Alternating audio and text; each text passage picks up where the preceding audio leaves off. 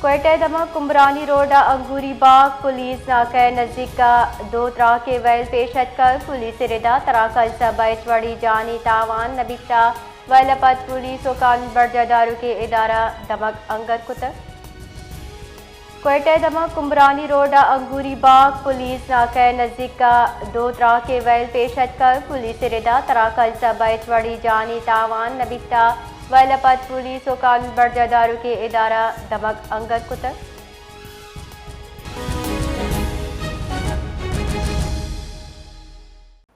जी बिलाल, मजीद तफसीलात क्या है इस हवाले से?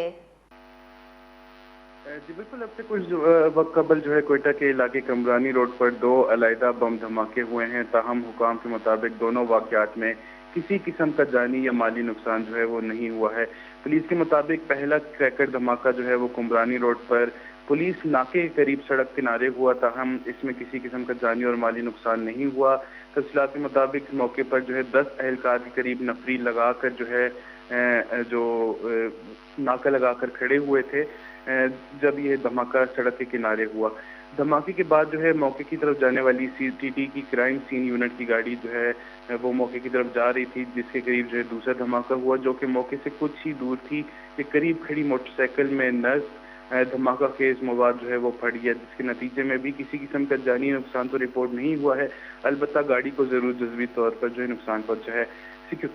सिक्योरिटी फोर्सेस ने जो है दोनों मुकामात पर शवाहिद जमा करके तहकीकात शुरू कर दी हैं, जबकि इलाके में जो है सर्च ऑपरेशन भी जारी है।